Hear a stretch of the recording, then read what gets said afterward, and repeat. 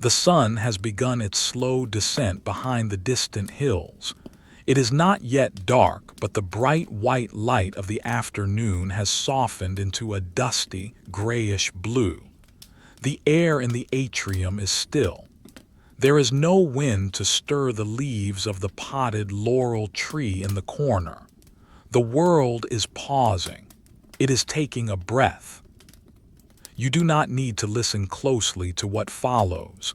These are just old stories, echoes of a time long past. If your mind wanders, let it wander.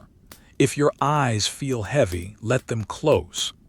There is nothing here that requires your attention, just the slow, steady rhythm of a Roman evening. Imagine the floor beneath your feet. It is made of cool stone, small, square tiles of terracotta and white marble. They are smooth, worn down by generations of sandals moving softly across them. The stone holds the coolness of the earth. It is a grounding sensation, solid, unmoving. In the center of the room there is a small pool of water, the impluvium.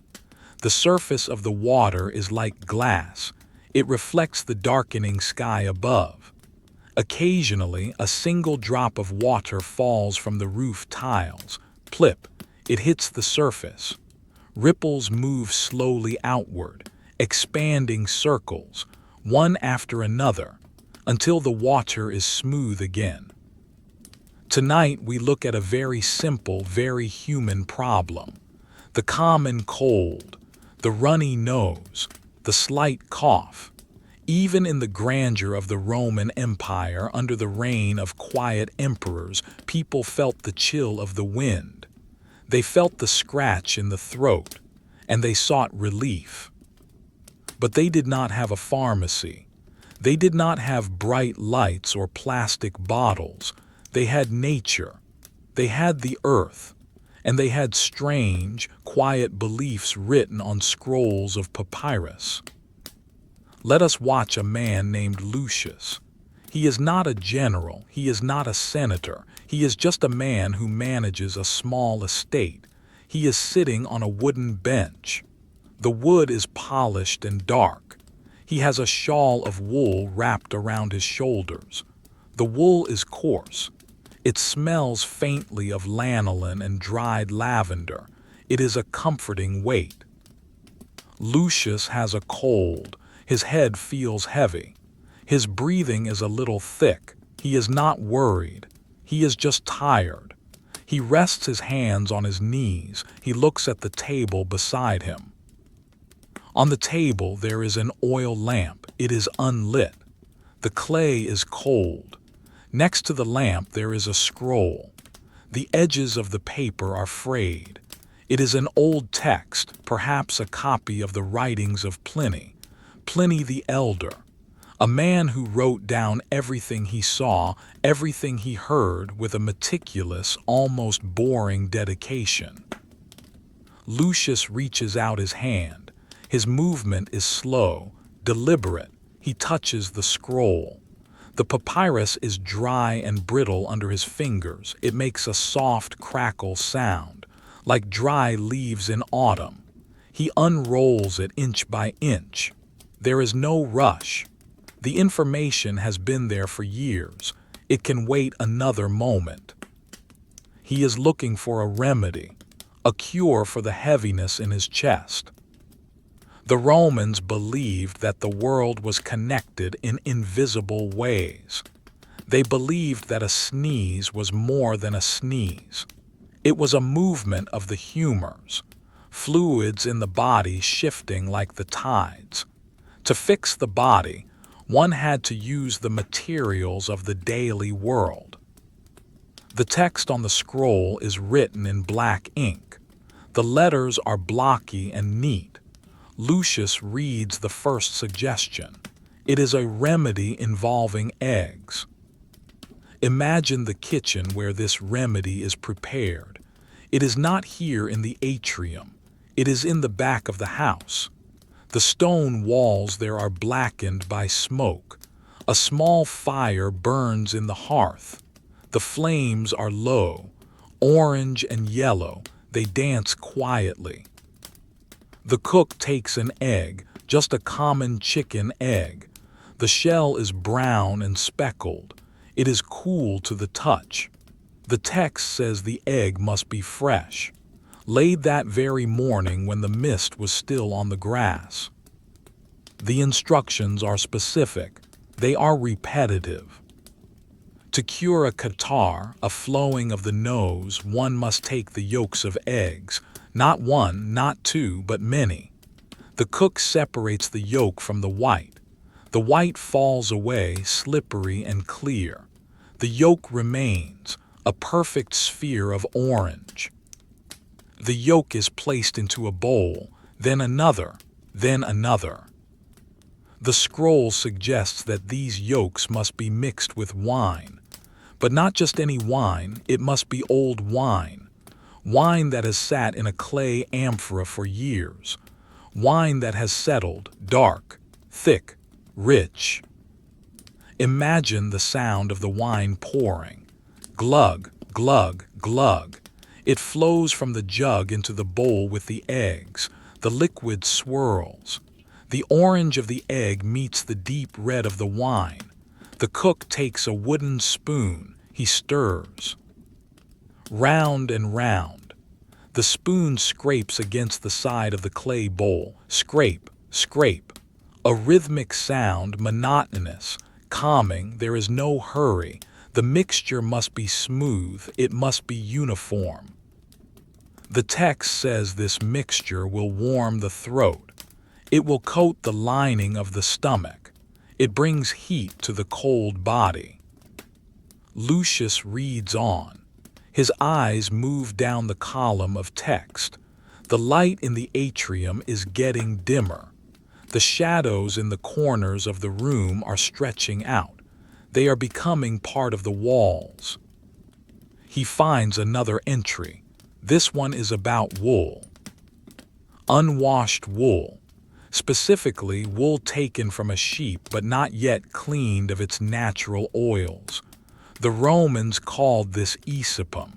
It sounds unpleasant to us now, but to them it was medicine. It was potent. Imagine the smell. It is distinct, musky, earthy. It smells of the animal, of the barn, of the rain-soaked fields.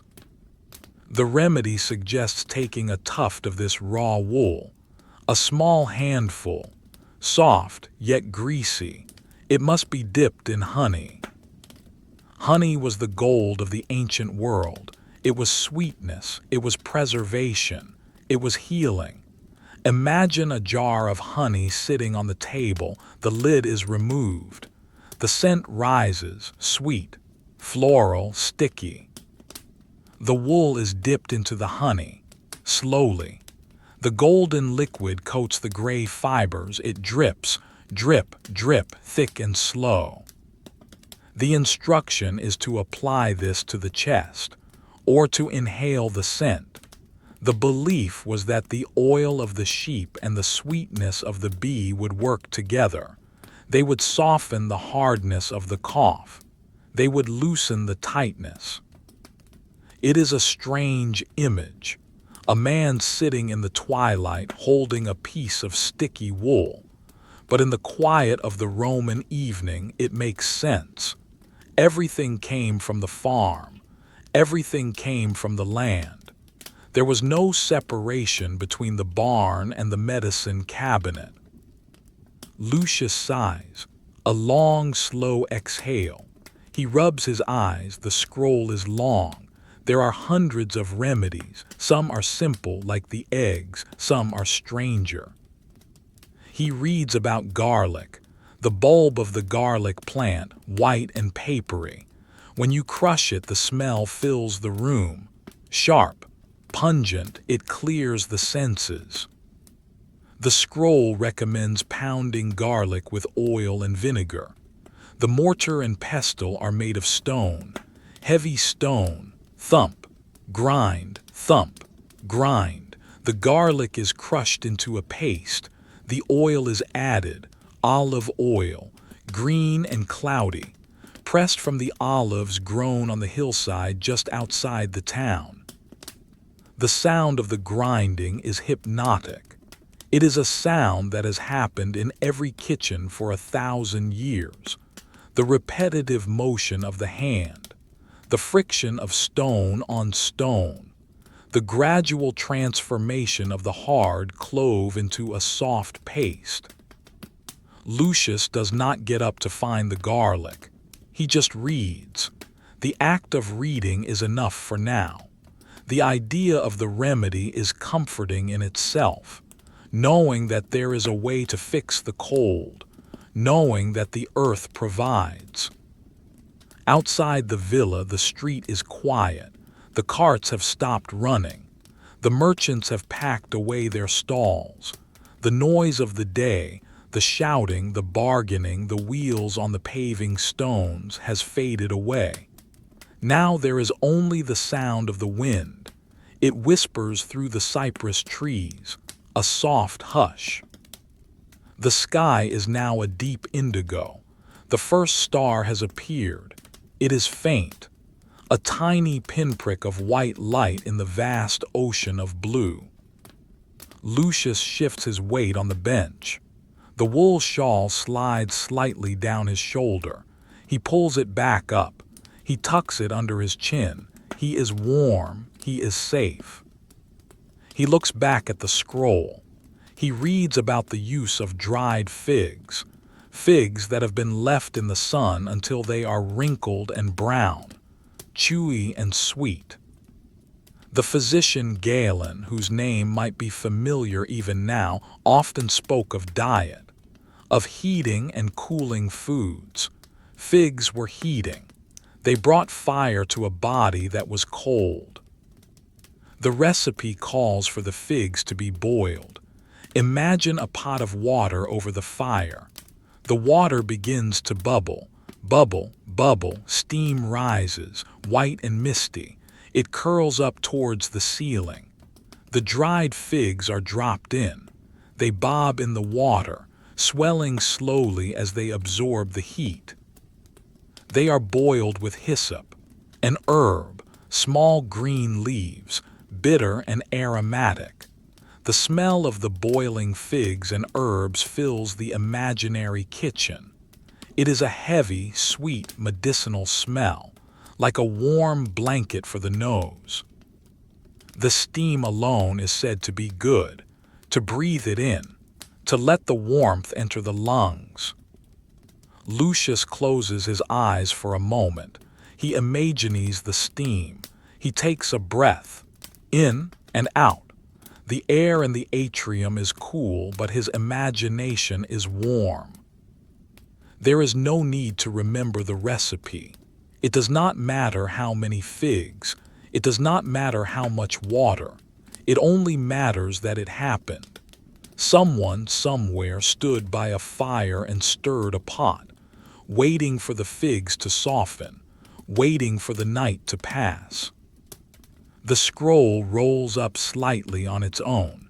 The papyrus wants to return to its curled shape. Lucius places a small stone on the corner to hold it flat. The stone is a paperweight. It is a simple river rock, smooth and gray. He reads the next entry. It involves a snail. Yes, a garden snail. The creature that carries its home on its back, the creature that moves slower than anything else. The Romans did not see the snail as a pest. They saw it as a container of moisture, a cure for dryness. The text describes finding a snail in the garden. Early in the morning when the dew is fresh, the snail leaves a silver trail on the stone wall. The instruction is peculiar. It suggests crushing the snail, shell and all, and mixing it with wine. It sounds gritty. It sounds difficult to drink, but the scroll promises it will soothe the throat. The slime of the snail was seen as a balm, a coating. Lucius wrinkles his nose slightly. Perhaps he will not try the snail remedy tonight. Perhaps he will stick to the eggs and the honey, but he finds the reading soothing. The list goes on and on. There is a remedy for everything, a plant for every pain, a creature for every cough. The orderliness of it is relaxing. The Romans loved order. They built straight roads, they built square buildings, and they made lists of medical treatments, item after item, line after line. The light is almost gone now.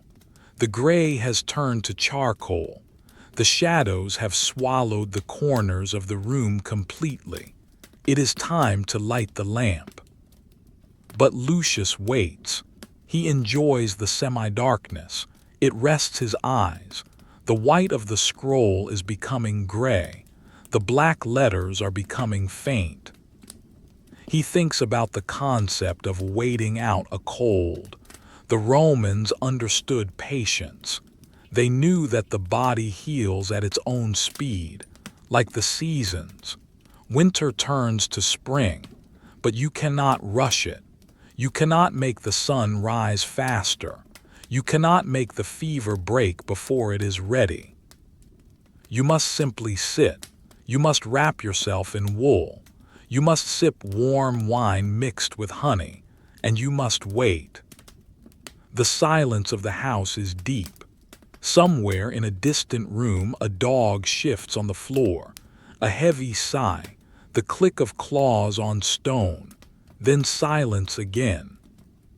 Let us pause here with Lucius. In the dim light, the scroll is open. The remedy is chosen or perhaps ignored. The night is just beginning. There is no urgency. The cold will be there tomorrow or it will be gone. For now, there is only the stillness. The breathing of the house, the cooling of the stones, the slow, steady turn of the earth. The blue light of the twilight has vanished. The atrium is now wrapped in the heavy, velvet cloak of the night. The corners of the room have disappeared into the blackness. The laurel tree is just a silhouette, a dark shape against a dark wall. The water in the pool is no longer reflecting the sky. It is a black mirror, waiting for a light to catch it. Lucius sits in the dark for a moment longer. There is peace in the darkness. The eyes rest. The mind slows down. There is no visual clutter, just the feeling of the wool on his skin and the stone floor beneath his sandals. But the scroll is still unfinished. The list of remedies is long, and the night is young. A movement at the doorway, soft footsteps, sandals shuffling on the tile. A servant enters. He carries a small iron brazier. Inside, a few coals are glowing, deep red embers, breathing heat. The servant does not speak. Lucius does not speak. This is a nightly ritual, a dance of domestic life that requires no words. The servant places the brazier on a stand near the table. The heat radiates outward, a small, dry warmth. Lucius picks up the oil lamp. Let us look at this object. It is made of terracotta, clay that was shaped by a potter's wheel, then fired in a kiln until it was hard and orange-brown. It fits in the palm of a hand. It is simple. A round body to hold the oil, a small spout for the wick, a handle to hold it. On the top of the lamp there is a relief carving, a small picture molded into the clay. It depicts a rooster, or perhaps a sheaf of wheat. It is worn down by touch. The details are soft. The servant pours oil into the lamp. Olive oil. The same oil that goes on the salad. The same oil that goes into the ear for an earache. The same oil that lubricates the hinges of the door. It is the lifeblood of the empire. The oil is thick, gold and green. It glugs slowly from a jug. It fills the reservoir of the lamp. The smell is heavy, olives and earth. A small piece of linen is twisted into a wick. It floats in the oil. It absorbs the liquid, becoming saturated, becoming fuel. The servant takes a thin splinter of wood. He touches it to the glowing coal in the brazier. The wood smokes. Then a tiny flame appears. He transfers this flame to the wick of the lamp. A sizzle. The flame catches. It is small at first, blue at the base, yellow at the tip. It wavers. It fights for life. Then it steadies, it grows, it becomes a teardrop of light. The room transforms. The darkness is pushed back. A circle of warm, amber light surrounds the table. The shadows jump. They dance on the walls. The face of Lucius is illuminated. The lines of his face are softened by the orange glow. The scroll takes on a yellow tint. The servant leaves. The footsteps fade away. Silence returns. Lucius leans forward. The lamp hisses quietly. A very faint sound. SSSB. SSSB. It is the sound of the oil burning, a companionable noise. He returns to the text. The light flickers over the letters. He was reading about food. Specifically, the most Roman of all foods. The vegetable that Cato the Elder, the stern traditionalist, believed could cure anything. Cabbage. It seems mundane to us. A leafy green head of vegetable, but to the Romans the cabbage, brassica, was a miracle. Lucius reads the words of the ancestors. If you wish to be well, the text implies, you must eat the cabbage. Imagine the cabbage patch in the garden behind the villa, rows of them growing in the dark earth. Their leaves are large and waxy. They are green, sometimes fringed with purple. They are cold to the touch. They squeak when you rub them together. The remedy suggests eating it in every way possible, chopped raw and dressed with vinegar, boiled until it is soft and gray, dried and crushed into a powder. For a chest cold, the instructions are specific. Take the leaves, the large outer leaves that have seen the sun, wash them in clean water. Then pack them onto the chest, a poultice of cabbage. Imagine the sensation. The leaves are slightly warmed by the fire, but they still hold the moisture of the plant. They are placed layer by layer over the skin, wet and heavy, a green blanket. The belief was that the cabbage had a drawing power. It would draw the sickness out of the body. It would pull the fever through the skin and into the leaves. Lucius imagines the smell of boiled cabbage. It is a sulphurous smell, strong, pervasive. It hangs in the air of the kitchen. It seeps into the clothes. It is not a perfume. It is the smell of health, or so they believed. He reads a passage where the juice of the cabbage is mixed with wine. Again, the wine. Everything is mixed with wine. The juice is green and bitter. The wine is red and tart. The mixture is drunk slowly. Lucius runs his tongue over his teeth. He can almost taste the phantom bitterness. He reaches for his cup of water. He takes a sip. The water is cool. It washes away the thought of the cabbage juice. He turns the scroll further. The papyrus makes a scratching sound against the wood of the table. He finds a section on sage, salvia. The name itself comes from the word salver, to be saved, to be in good health. It was a holy plant. The text describes how to pick it. You cannot just walk into the garden and grab it. No, there is a ritual, a respect. The gatherer must be clean. They must wear a white tunic. They must be barefoot. Imagine walking into the Roman garden now in the middle of the night. The grass is wet with dew. The ground is cold against the soles of the feet. The soil is soft. You approach the sage bush. It is a low shrub. The leaves are a dusty gray-green. They are soft like velvet. They are covered in tiny, fine hairs.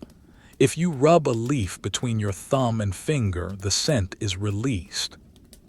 It is a dusty, peppery scent, warm and savory. It clears the head instantly. The remedy tells Lucius to take this herb and boil it in water, to make a tea, or to mix it with honey and pepper. Pepper, that was a luxury. Piper.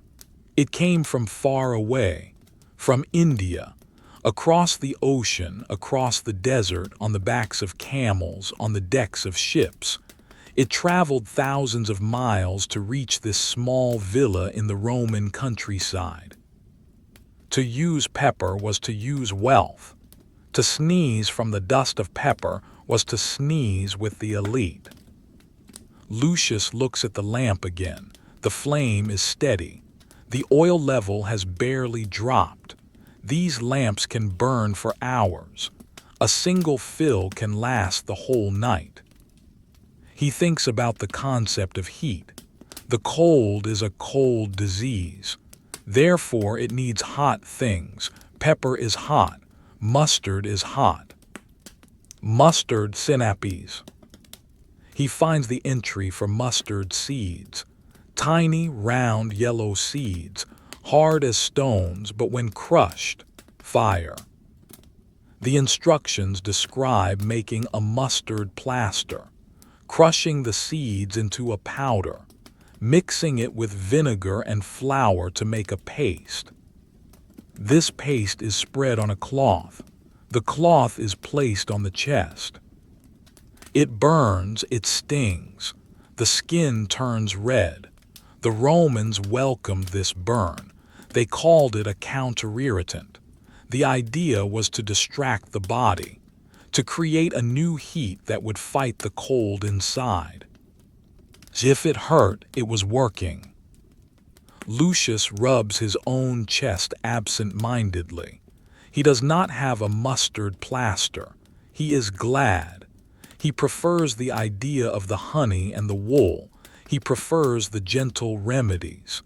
He is not a soldier on the frontier needing a harsh cure to get back to the march. He is a man at home. He has time. He looks up from the scroll. He stares into the flame of the lamp. The center of the flame is transparent. Around it is the blue halo, then the bright yellow, then the orange tip that vanishes into smoke. A thin trail of black smoke rises straight up. It hits the air current and swirls, disappearing into the darkness of the ceiling beams. The room is so quiet that he can hear his own breathing. It is a little raspy, a little slow. In pause, out pause. He feels a heaviness in his eyelids. The reading is tiring. The Latin words written in tight columns blur together. Brassica, salvia, synapes, cabbage, sage, mustard. They are just plants growing in the dirt, waiting to be picked, waiting to be crushed, waiting to be useful. The connection between the man and the earth is absolute. There is no pill to swallow.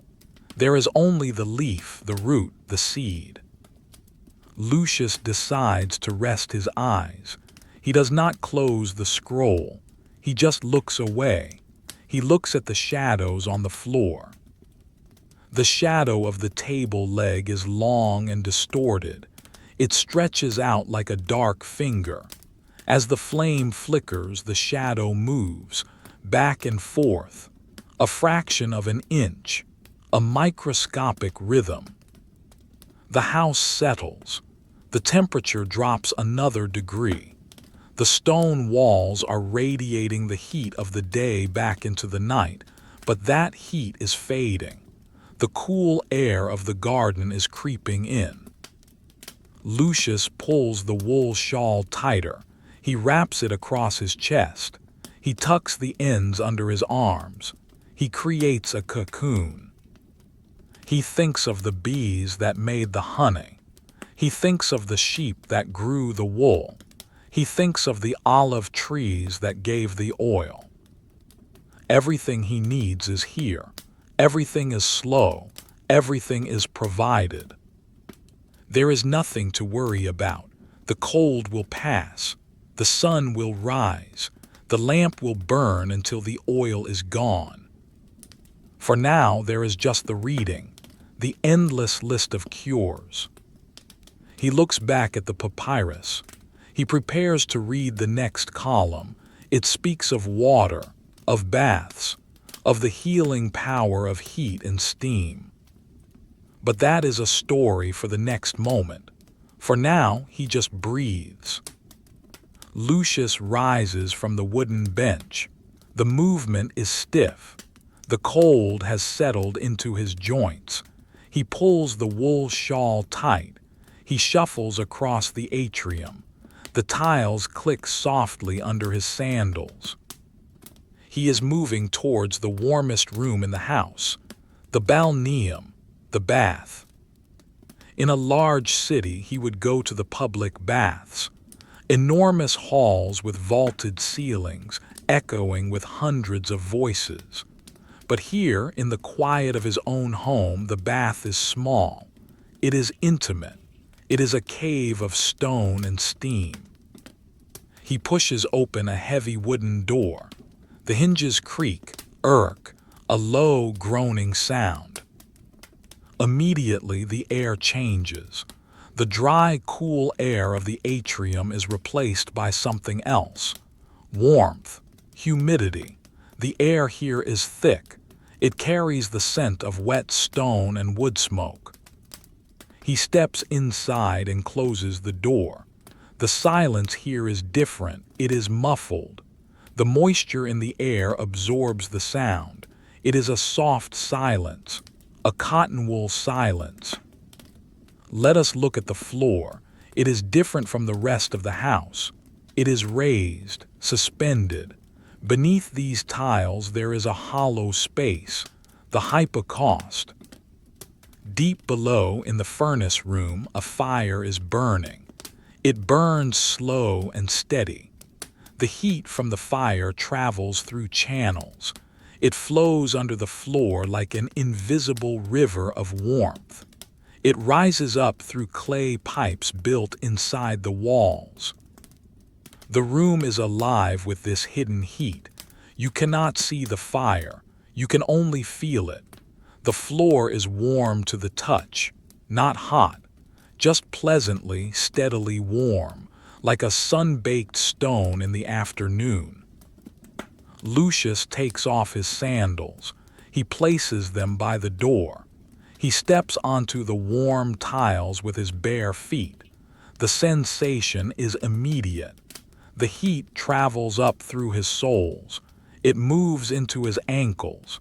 It signals to the body that it is safe to relax. He enters the tepidarium, the warm room. There is no water here, just warm air. He sits on a marble bench built into the wall. The marble is also warm. He breathes in.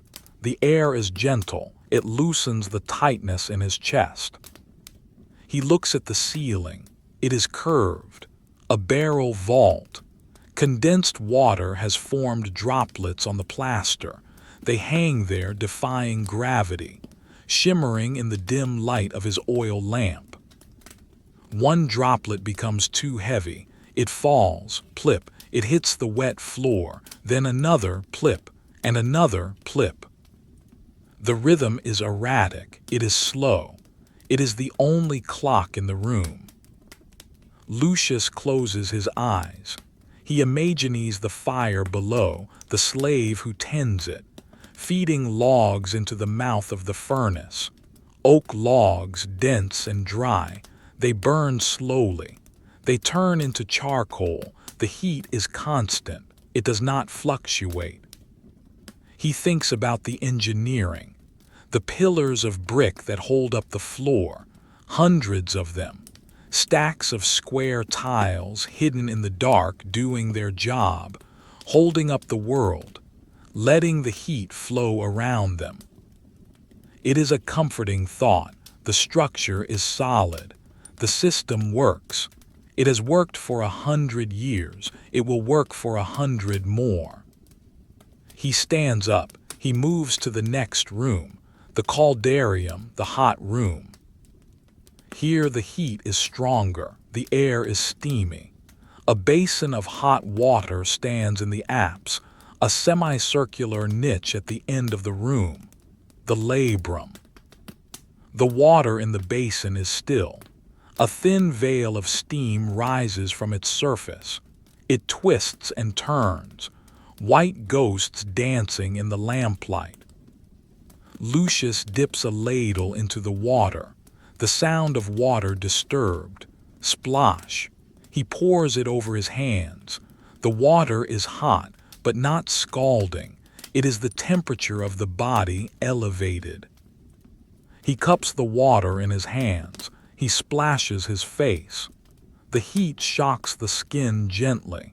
It washes away the dust of the day. It washes away the fatigue. He sits on the edge of the basin. The steam wraps around him. It enters his nose. It enters his lungs. It moisturizes the dry passages. The Romans believed that the bath was not just about cleaning. It was about balancing the humors. The heat cooked out the bad fluids. It opened the pores. It allowed the body to breathe. Lucius breathes. The heavy, wet air feels good. He leans his head back against the wall. The wall is damp. He listens to the sounds of the plumbing. Somewhere a pipe gurgles. Gurgle, glug, water moving through lead pipes. Gravity pulling it down from the cistern on the roof. The sound is low, deep. It vibrates slightly in the walls. It is the sound of the house functioning.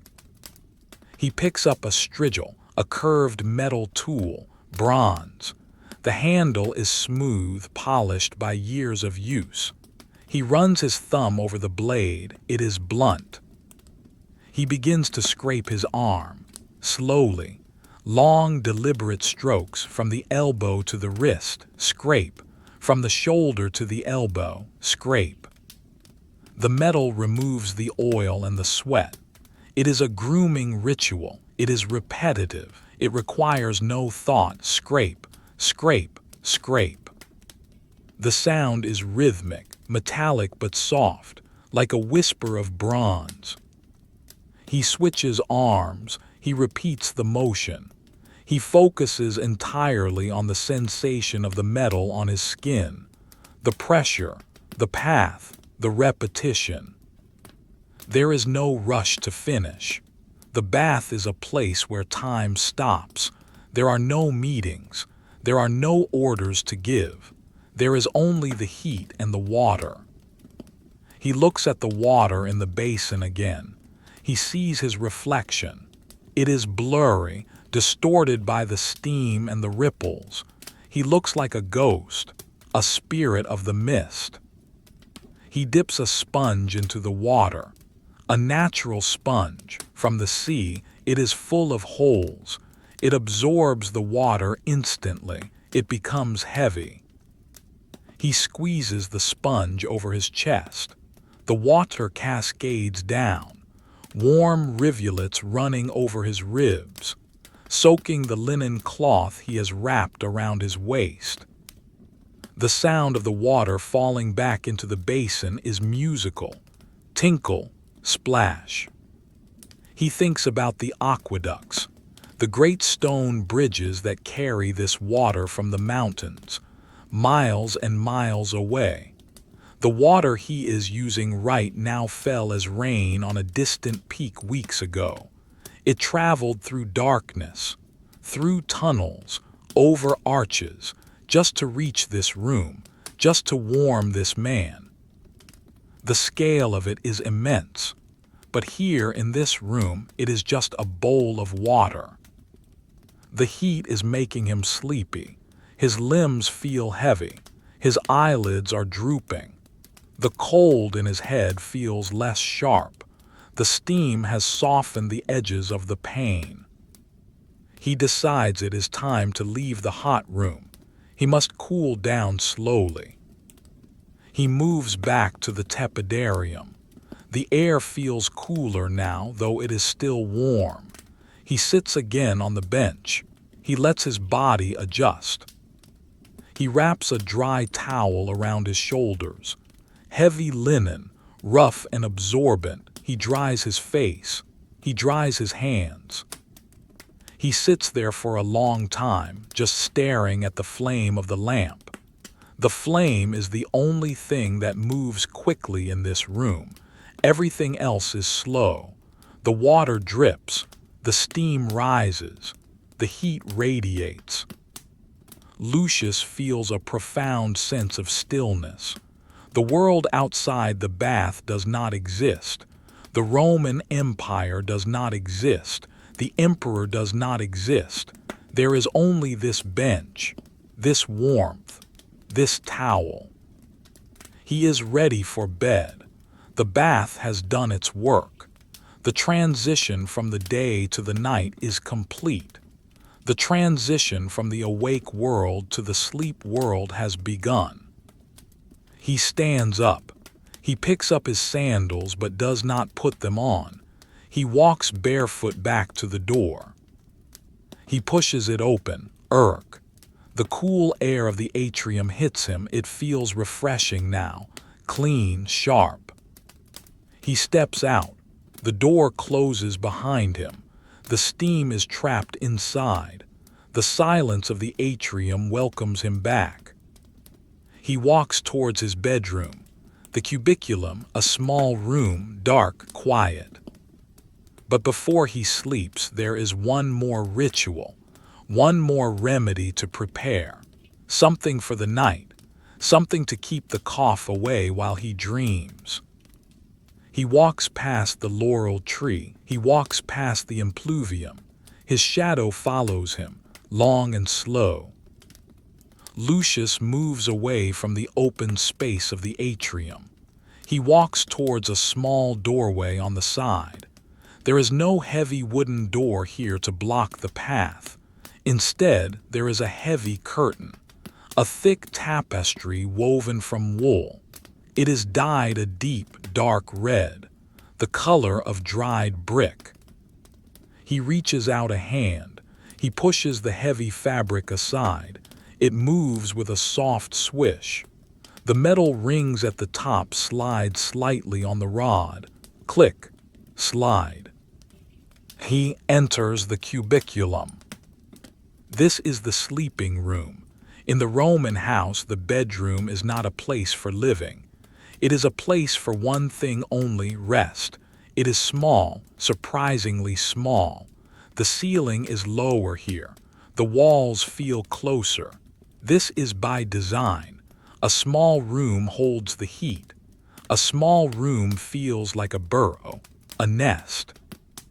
Lucius brings the oil lamp with him. He places it on a small, three-legged table, a mensa, next to the bed. The light from the single flame is enough to illuminate the entire space. The walls are painted, not white but a soft, dark green, like the color of moss in a deep forest. There are thin lines painted in yellow, framing the panels of green. It is a restful color. It absorbs the lamplight rather than reflecting it. It makes the room feel even softer. Lucius stands in the center of the room. He breathes in. The air here is still. It smells different from the bath. It smells of dried herbs. Sachets of lavender and rosemary tucked into the bedding to keep the insects away. It smells of clean linen. It smells of sleep. He prepares for the final remedy of the night. The scroll in the atrium spoke of barley, hordeum. Barley was the grain of the gladiators, the grain of the legions, but it was also the grain of the sick room. It was considered the most gentle of all foods, the most soothing. On the small table, a servant has already left a small bowl and a pitcher. Lucius looks at them.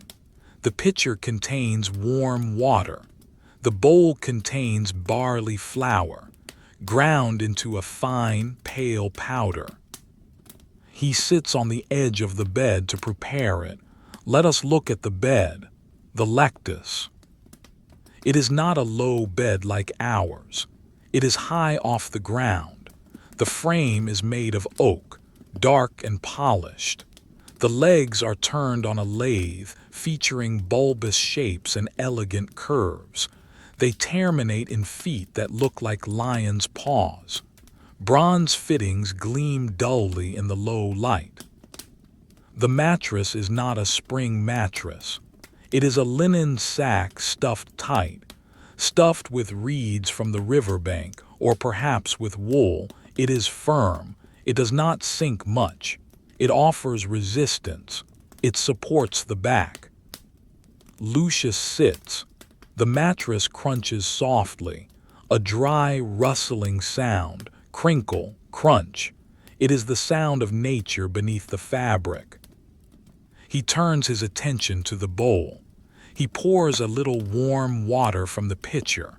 Glug, glug. The water steams slightly.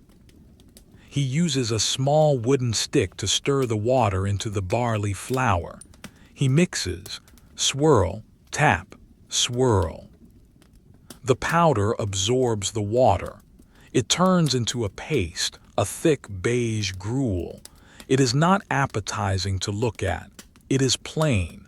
It is the definition of bland, but bland is what the body wants. Bland is safe.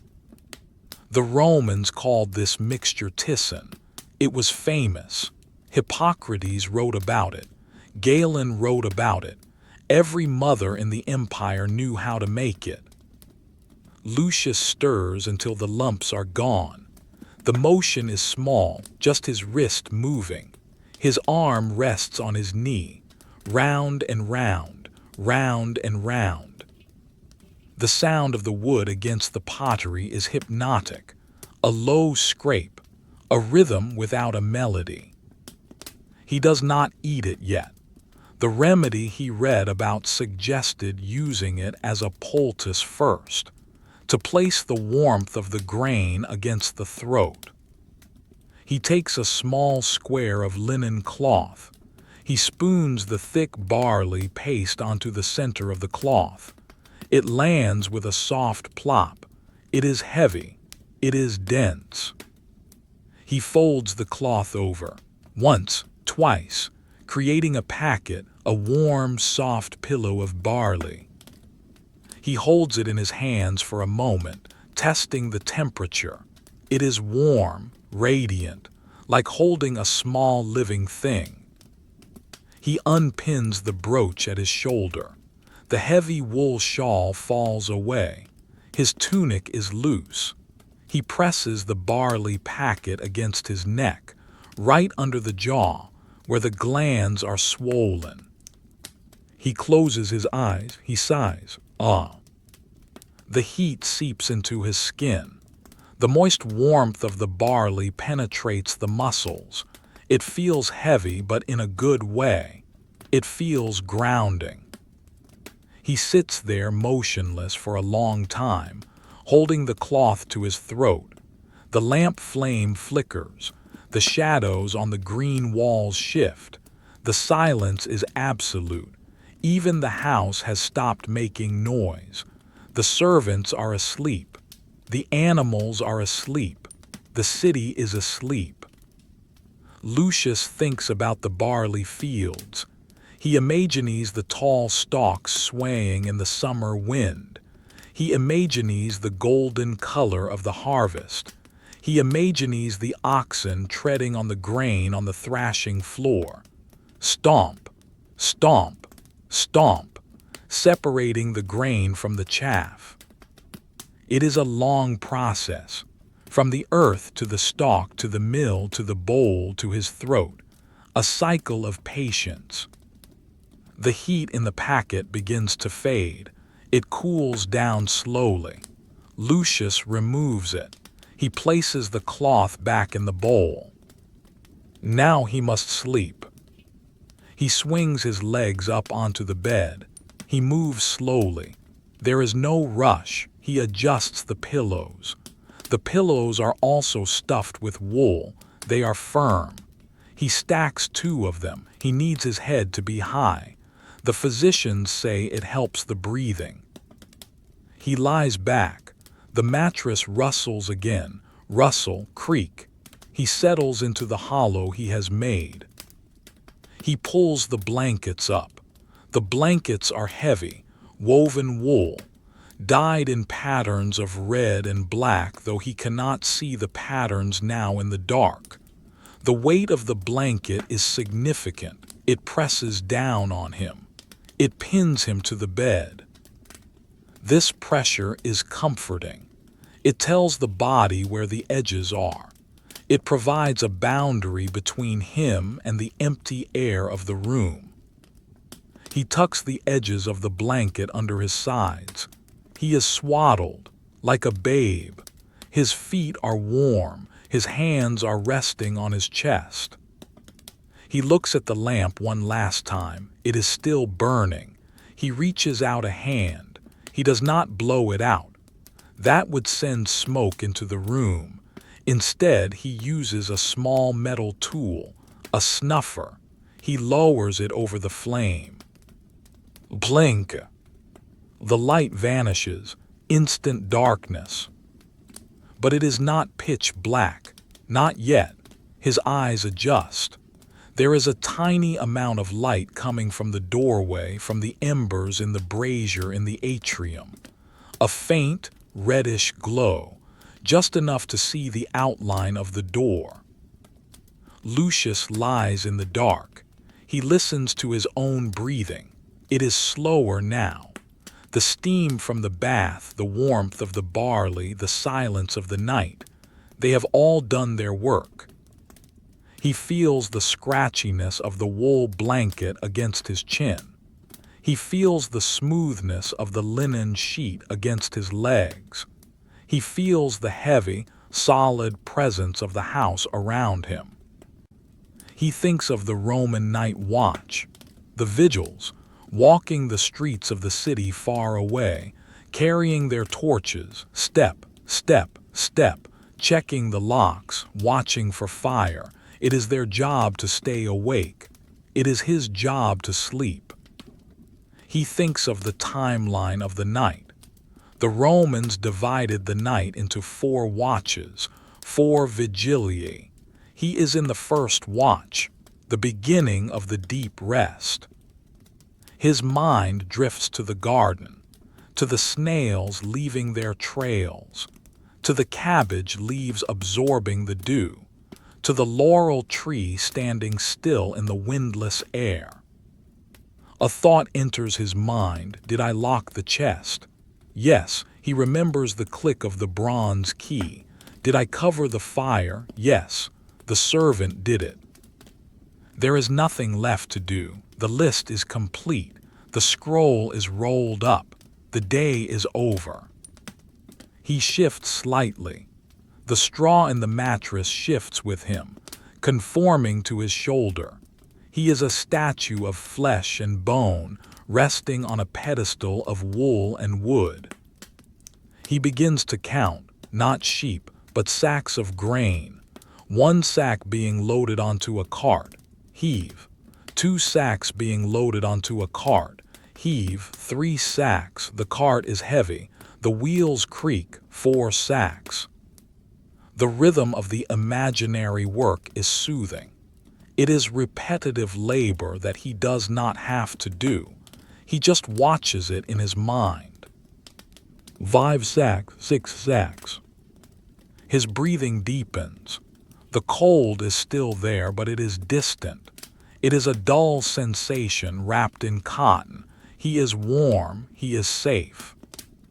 The darkness of the room feels like a liquid, filling the space, filling his ears, filling his eyes, a dark, warm ocean, and he is floating in it. The last thing he hears is the sound of the wind picking up outside, just a little. A soft whistle around the corner of the roof tiles. Woo-wash. It is a lonely sound, but he is not lonely. He is inside. He is Lucius, a citizen of Rome, and he is asleep or almost there, drifting. We leave the heavy warmth of the bedroom. We leave Lucius to his dreams of grain sacks and woolen blankets. We drift silently through the curtain, back across the atrium, and out through the rear passage. We enter the hortus, the garden. The air here is different. It is not the thick, humid air of the bath. It is not the smoky air of the kitchen. It is fresh. It is cool. It carries the scent of damp earth and green leaves. The garden is surrounded by a colonnade, rows of white stone columns. In the daylight they are bright and commanding, but now in the moonlight they are pale gray ghosts. They stand in perfect formation, silent sentinels guarding the plants. The shadows of the columns stretch across the pathway, long, dark bars on the gravel. As the moon moves across the sky, these shadows move too, but they move so slowly that the human eye cannot see it. You would have to stand here for an hour just to see the shadow shift an inch. In the center of the garden there is a fountain. It is small, a stone boy holding a pitcher. The water flows from the pitcher, trickle, splash, trickle. It is a continuous, gentle sound. It never stops. It is the heartbeat of the garden. The water lands in a circular basin. The surface of the water breaks the reflection of the moon into 1,000 shimmering pieces. Then it settles. Then it breaks again. Let us look at the plants. These are not just decorations. This is the pharmacy. This is the medicine cabinet of the Roman household, growing in the dirt. Here is the patch of sage, salvia. We saw it in the text earlier. Now we see it in the earth. The bush is low and dense. The leaves are covered in a fine silvery fuzz. In the moonlight, the plant looks like it is made of frosted metal. It does not move. The wind is too light to shake its woody stems. It just sits there, breathing in the night air, holding its potent oils deep inside the leaves, waiting for the morning. Next to it the rosemary, rosmarinus, dew of the sea. Its needles are upright, rigid. They smell of pine and wood. The plant stands tall, pointing towards the stars. And here, closer to the ground, the cabbages, the heavy heads of the brassica. They are tight balls of leaves, dark green, almost black in this light. They are drinking the dew. Condensation is forming on their waxy surfaces, tiny droplets of water. One droplet merges with another. It grows heavy. It rolls down the curve of the leaf. Slide. It falls to the dirt. Tap. The earth drinks it.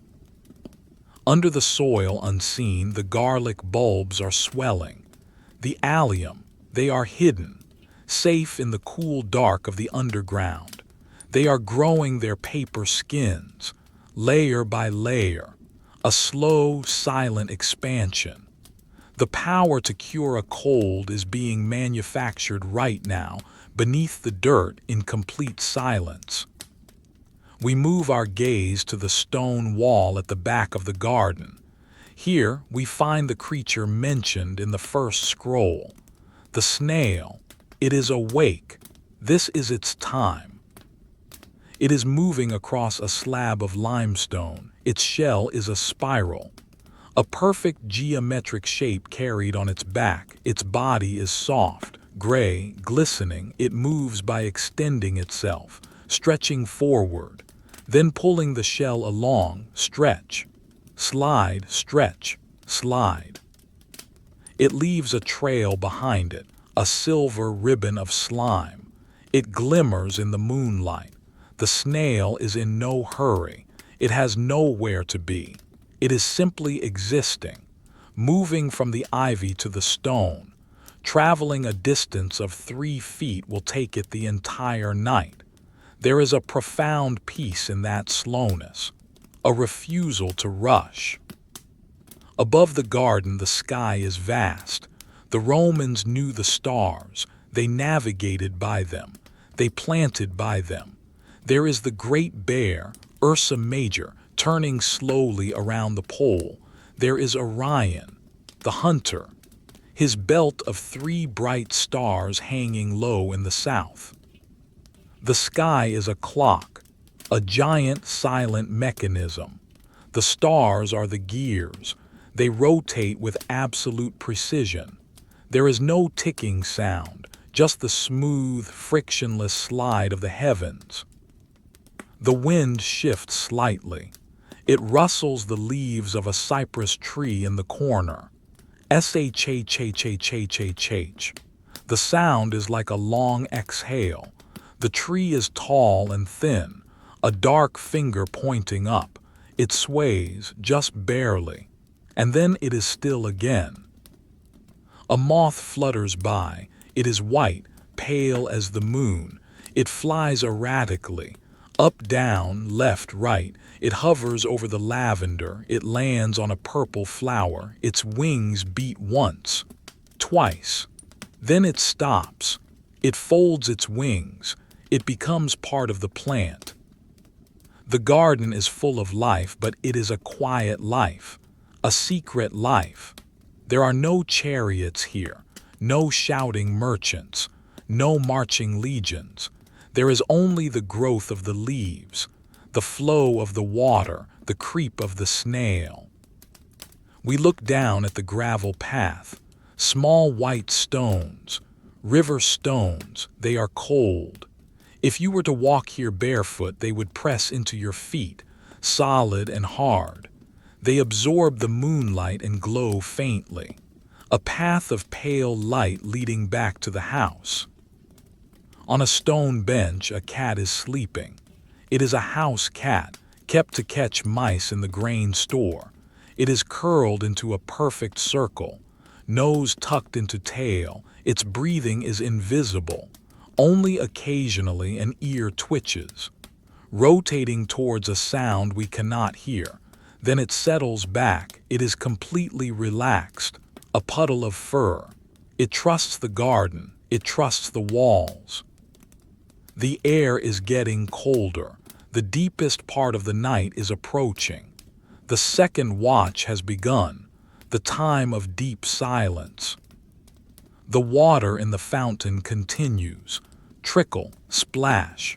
It washes away the thoughts of the day. It washes away the worry. We stand here for a moment longer, just watching the moonlight on the cabbage leaves. It is a strange beauty, a vegetable beauty, simple, earthy, real. The Roman Empire is asleep. From the foggy island of Britannia in the north to the hot sands of Egypt in the south, millions of people are lying in the dark. And here in this small garden, the medicine for their colds is growing. Slowly, steadily, without a sound. The world turns, the stars shift, the snail moves another inch. We leave the moonlit garden. We step back onto the stone path. We move towards the back of the house. We enter the culina, the kitchen. If the atrium is the heart of the house, the kitchen is the stomach. It is the engine room, but now the engine is turned off. The room is small. The ceiling is low. The walls are not painted with beautiful green frescoes. They are rough plaster. Over the years, they have been stained by smoke. A layer of soot, black and velvety, covers the upper corners. It is the shadow of 1,000 fires. The air here is warmer than in the garden. The heat of the day lingers in the brick oven. It is a dry, toasted heat. It smells of charcoal. It smells of toasted grain. It smells of the ghost of the evening meal. Let us look at the hearth, the focus of the room. It is a raised masonry platform, waist-high, built of brick and tile. On top of it, the fire has died down. Hours ago, there were flames, orange and leaping, boiling the water for the figs, warming the wine for the eggs. Now there is only the bed of coals. The coals are buried under a blanket of ash. The ash is gray, soft, fluffy. It looks like gray snow. But underneath, if you were to blow on it gently, woo-oh, you would see the red glow. The heat is hiding. It is banking itself for the morning. The embers pulse, very slowly, fading from bright red to dull cherry, then to black. They make a tiny sound as they cool. Tick, click. The sound of the wood contracting. The sound of the energy leaving the carbon. Above the hearth, a tripod stands. It is made of iron, 3 legs, a circular ring on top. It is empty now. The metal is black and pitted. It has seen fire every day of its life. It stands there waiting, a skeleton of a tool, rigid, unmoving. It casts a long, spindly shadow against the back wall. The shadow looks like a spider, but it does not move. To the side of the hearth there is the sink, a stone basin. It is carved from a single block of limestone. The edges are worn smooth by the rubbing of hands and the scraping of pots. There is no faucet, just the stone bowl. A clay jug sits next to it, full of water for the morning washing. The water in the jug is still. In the darkness, the water is black. If you were to touch the side of the jug, it would be cool. The clay sweats, keeping the water chilled. Let us move our eyes to the shelves. Wooden planks, dark with oil, fixed to the wall.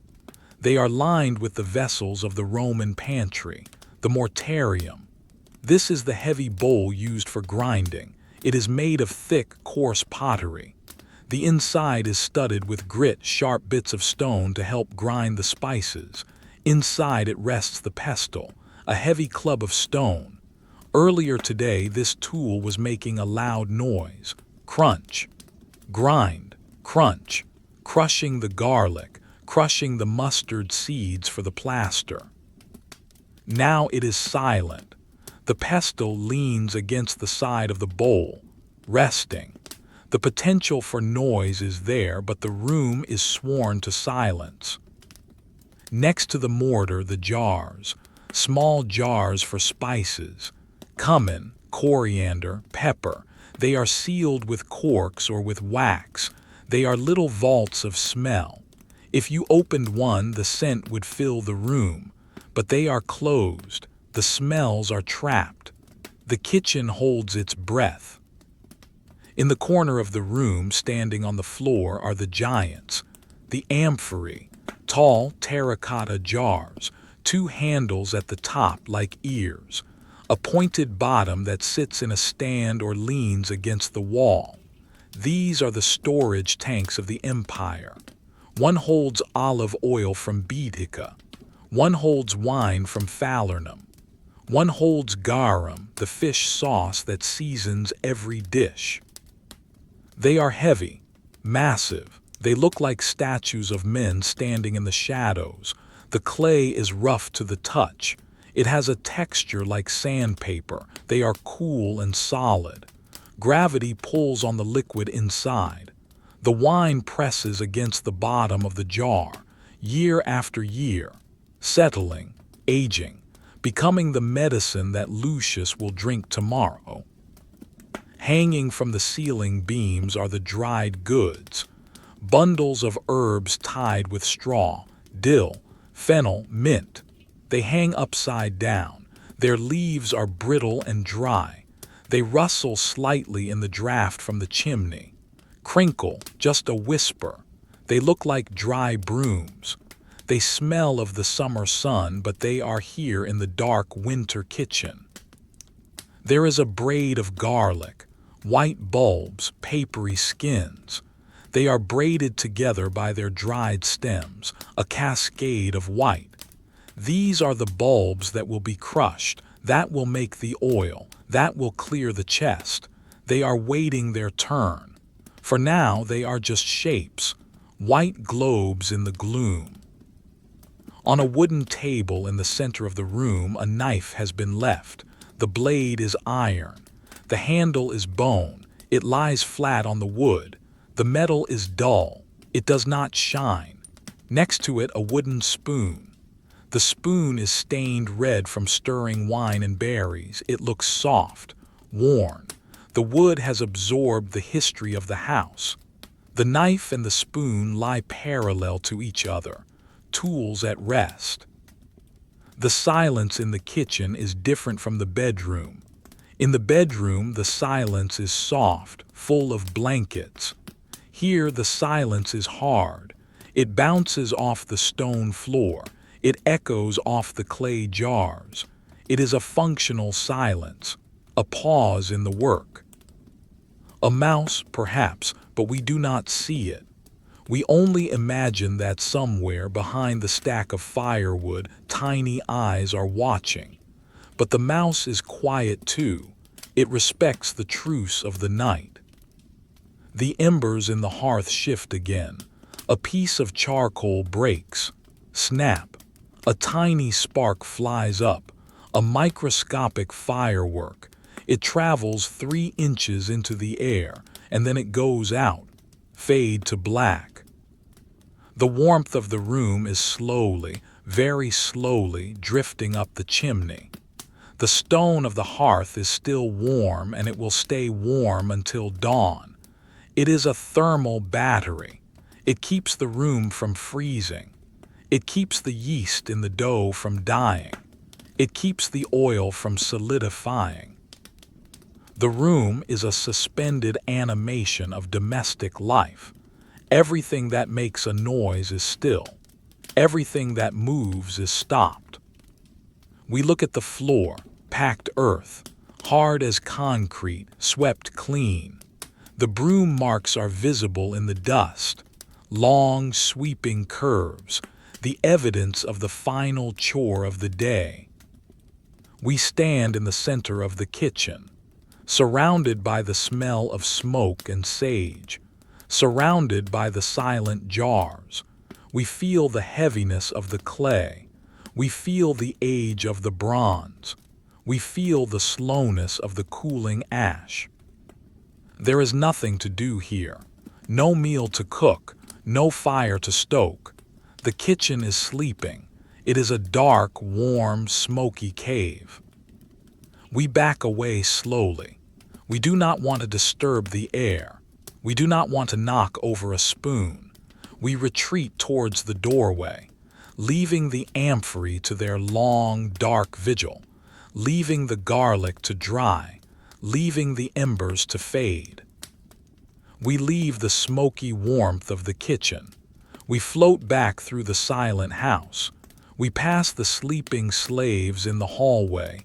We pass the locked chest in the atrium. We arrive at the great front door, the Ianua. It is massive, 2 slabs of oak bound with iron. It is barred from the inside. A heavy beam of wood sits in brackets across the panels. It is solid, immovable, but in our imagination we can slip through the wood. We can pass through the keyhole. We can step out into the night. We are now standing on the street, the Via. The air here is different. It does not smell of herbs or smoke. It smells of dust. It smells of cold stone. It smells of the dampness rising from the river far away. Look down at your feet. You are standing on the famous Roman paving stones, basalt, volcanic rock, harder than iron. They are not square bricks. They are large, irregular polygons, many-sided shapes, fitted together like a giant, heavy puzzle. The masons cut them with precision. There is barely a gap between them. You could not slide a knife blade between these stones. They are smooth on top, worn down by centuries of cart wheels. In the moonlight, the stones shine. They look like the scales of a giant gray snake stretching down the hill. They are cold. They hold the chill of the night deep within their density. The street is narrow. On either side, the walls of the buildings rise up high. Most of these buildings have shops on the ground floor, tabernae, but now they are closed. The wide openings are covered with wooden shutters, thick planks of wood slotted into grooves in the stone threshold. They are locked tight. There is no commerce now. The merchant who sells pottery is asleep. The baker who sells bread is asleep. The man who repairs sandals is asleep. The noise of the marketplace, the shouting, the haggling, the clatter of coins is gone. It has been wiped away by the darkness. There is only the architecture, the straight lines of the walls, the curve of a tiled roof against the stars, the silent geometry of the city. Walk with me down the center of the road. There is no traffic. The law of the city forbids heavy carts during the day, so they move at night. But at this hour, even the carts have stopped. The drivers are resting their oxen by the city gates. The street belongs to the silence. We approach a public fountain, a lacus. It is a rectangular stone trough. Water pours into it from a spout shaped like a wolf's head. The water flows continuously. The aqueducts never stop. Splash, splash, splash. The sound is loud in the empty street. It echoes off the high walls. It is a crisp, clean sound. The trough is full. The water overflows the edge. It runs down into the gutter, the cloaca. It washes the street. It carries away the dust of the day. It is a constant cleansing, a constant renewal. The Romans loved this water. They believed it kept the air pure. They believed it washed away the bad humors that caused the fever and the cold. A movement in the shadows. A dog, a stray street dog, scruffy and thin. It trots silently up to the fountain. Its claws click softly on the basalt. Click, click. It lowers its head. It laps at the water. Lap, lap, lap. It pauses. It looks around. Its eyes reflect the moonlight. It sees nothing. It hears nothing. It turns and trots away, disappearing into an alleyway. The street is empty again. Wait, listen. Far away down the long straight road, a sound, rhythmic, steady, low. Crunch, crunch, crunch. It is the sound of feet on gravel and stone. Not one pair of feet, but several, walking in unison, walking with purpose but without haste. It is the Vigiles, the night watch, the guardians of the city. The firefighters and the police combined into one force. They are walking their patrol. We stand still in the shadow of a doorway and watch them approach. They are moving slowly. There are 4 of them. They carry torches. The flames flicker in the slight breeze. The light bounces off the walls. Orange shadows stretch out in front of them, then swing behind them. Long, dancing shadows that make the buildings look like they are moving. We can hear the equipment they carry. The leather buckets for water, hammy. They bump against their legs, thud, thud, the axes, dolabry, hanging from their belts. The metal heads clink against the handles, clink. The sound is heavy. It is the sound of gear, the sound of preparedness. They are not running. There is no fire tonight. They are just walking, checking the locks on the shop fronts, checking for the smell of smoke. They come closer. We can see their faces now, ordinary men, tired men. They wear simple tunics and heavy cloaks. Their helmets are bronze, they gleam dully in the torchlight. One of them yawns, a wide, silent yawn. He shifts the torch to his other hand. The wood of the torch creaks. The smell of the torch reaches us. Burning pitch, pine resin, a thick, oily smoke. It trails behind them like a gray ribbon. They stop at the corner just 10 feet away. The leader raises his hand. The crunching of boots stops. Silence returns, but it is a tense silence. A pause. He looks up at a window on the second floor of an apartment block. An insula. A shutter is banging loosely in the wind.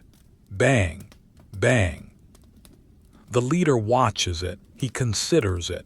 Is it a problem? Is it a danger? He decides it is not. It is just a loose latch. He lowers his hand. He signals to move on. Crunch, crunch, crunch. The marching resumes. They pass us by. They do not see us. We are just ghosts in the narrative. They walk past the fountain. They walk past the villa of Lucius. We watch their backs as they retreat down the street. The light from their torches gets smaller. The circle of orange shrinks. The shadows they cast get longer and fainter. The sound of their footsteps fades, from a crunch to a tap, from a tap to a whisper, and then nothing. They are gone. They have moved to the next neighborhood, the next block, leaving this street back to the night. The darkness rushes back in to fill the space where the light was. It feels darker now than before. The contrast makes the shadows feel heavier. We look up at the walls of the villa. They are tall and imposing. The windows are small and high up, barred with iron. Inside that fortress, Lucius is sleeping under his heavy wool blankets. He did not hear the watch pass. He is deep in his barley-induced slumber. The street is a canyon of stone. It is a place of transit, but right now it is a place of stillness. The wind picks up a few fallen leaves, dry leaves from a plane tree. They skitter across the stones. Scritch, scritch, scritch. They sound like paper. They gather in the corner of a doorway. The moon moves behind a cloud. The light dims. The scales of the basalt road lose their shine. Everything becomes gray. A monochrome world, flat, two-dimensional, like a drawing of a street rather than a real street. We breathe in the cold air. It chills the nose. It wakes the senses, but in a calm way. There is a solidity to this place. These stones have been here for 100 years. They will be here for 1,000 more. They do not care about the cold. They do not care about the flu. They just exist, bearing the weight of the city. The water in the fountain flows on. The wolf's head spout pours its endless stream. The cycle continues. Water from the hills, stone from the volcano, wood from the forest, all arranged in order, all silent. We are alone on the road, but it is not a lonely feeling. It is a private feeling. We own this moment. We own the silence between the heartbeats of the empire. It is time to go back inside. The street is too cold for us. We need the warmth of the embers. We need the smell of the lavender. We turn back to the great wooden door of the villa.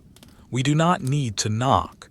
We drift back through the wood, back into the sanctuary of the home. The street remains behind us, empty, waiting for the dawn, waiting for the first cart, but that is hours away, miles of time away. For now there is only the stone and the dark. We have left the street. We have left the master, Lucius, in his warm bed. Now we move into the silent machinery of the house, the places where the work happens, the places that wake up before the sun. We drift down a narrow corridor. The walls here are unpainted, rough plaster, cool to the touch. The floor is not mosaic, it is packed earth and brick, functional, hard. We enter the service quarters. It is a long, low room. The air here is thick with the heat of sleeping bodies. Along the walls, on simple wooden pallets, the household staff are sleeping. There is a rhythm here, a collective breathing. Inhale, exhale, inhale, exhale. It is a slow human tide. There is no movement, just the rise and fall of wool blankets, rough blankets, gray and brown, scratchy wool that smells of the sheep and the straw. But in the corner, one figure stirs. It is the hour of the Gallicinium, the time just before the rooster crows, the time when the darkness is heaviest but the work must begin. A young man sits up. He rubs his face, the sound of skin on skin. Rub, rub, he stands up. His bare feet touch the cold floor. He does not shiver. He is used to it. He adjusts his tunic. It is simple linen, undyed, beige and coarse. It hangs loose on his frame. He moves silently.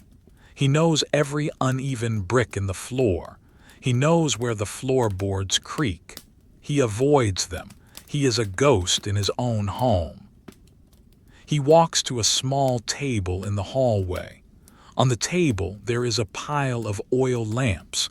These are the lamps that burned out yesterday. The lamps that were collected from the atrium, the dining room, the bath. They are cold now, clotted with old oil and black soot. His task is simple. It is repetitive. It is meditative. He must clean them. He sits on a small three-legged stool. He picks up the first lamp. It is a simple clay lamp, 2 nozzles. He takes a small bronze tool, a pick. He inserts the pick into the nozzle. He scrapes out the burnt wick. Scrape, scrape. The charred linen falls onto the table. It is black and brittle. It turns to dust when he touches it. He takes a rag, a piece of old tunic repurposed for cleaning. He dips it in a jar of vinegar. Dip. He wipes the clay. Rub, rub, rub. He cleans the soot from the spout. He cleans the oil from the handle. The vinegar cuts through the grease. The smell is sharp, acidic. It mixes with the smell of the old oil. He works slowly. There is no rush. He has 50 lamps to clean. One by one, pick up, scrape, wipe, set down, pick up, scrape, wipe, set down. The rhythm is established. It is a quiet percussion, scrape, swish, clink, scrape, swish, clink. He does not think about the future. He does not think about the past. He only thinks about the clay in his hands, the texture of the fired earth, the smoothness of the glaze. This is his world for the next hour. a world of cleaning, a world of preparation. We leave him to his lamps. We move deeper into the house. We go down a short flight of stone steps. The air gets warmer, much warmer. We are approaching the heart of the heating system, the Prefernium, the furnace room. This is the room that keeps Lucius warm. This is the room that heats the bath. The door is open. Inside, the air is dry and dusty. A large brick oven dominates the space. It is like a small cave of fire. The mouth of the furnace is open. Inside, the embers are deep red, pulsating with heat. A dragon sleeping in the wall. An older man is tending the fire, the fornicator. He moves slowly. He does not want to wake the fire up too fast. He just wants to feed it. He picks up a log. It is olive wood, dense, heavy, knotty. Olive wood burns hot and slow. It is the perfect fuel. He weighs the log in his hands. He feels the rough bark. He slides it into the mouth of the furnace. Slide, thump. The log settles onto the bed of coals. For a moment, nothing happens. Then a small flame licks up the side of the wood. A blue flame, then yellow. The wood begins to crackle, pop, hiss. The moisture inside the wood evaporates. The man takes a long iron rake. He reaches into the fire. He adjusts the logs, scrape, rattle. He pushes the new wood to the back. He pulls the hot coals to the front. He is managing the airflow. He is sculpting the heat. He steps back. He wipes his forehead with his arm. It is hot work even in the winter. He sits on a pile of unlit logs. He watches the fire. He listens to the draft. The air is being sucked into the furnace. Whoosh, a low, hollow sound. This air travels under the floor of the bedroom. It travels up the hollow bricks in the walls. It carries the warmth to the sleeping master. The connection is physical. The labor of this man becomes the comfort of the other. But here in the dark it is just physics. Heat rising, wood burning, time passing. We move away from the fire. We go to a small annex off the kitchen. Here another sound begins. A low, grinding sound. G-R-R-R-R-R-R. G-R-R-R-R-R-R. It is the sound of stone on stone. A woman is kneeling on the floor. Before her is a hand mill, a mola, two round stones, one on top of the other. She pours a handful of grain into the hole in the top stone. Barley. The same barley that Lucius used for his poultice. Now it is being ground for the morning meal. She holds the wooden handle. She turns the top stone, round and round. It is heavy, it takes effort, but her rhythm is perfect. She has done this every morning for 20 years. Turn, grind, turn, grind. The sound is continuous. It is a drone, a heavy vibration that hums through the floor. White flour spills out from the gap between the stones.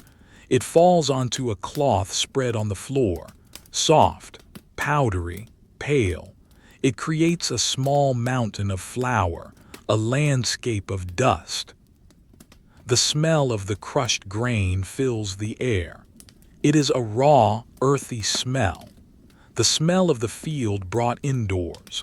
Dust motes dance in the air, caught in the faint light coming from the furnace room.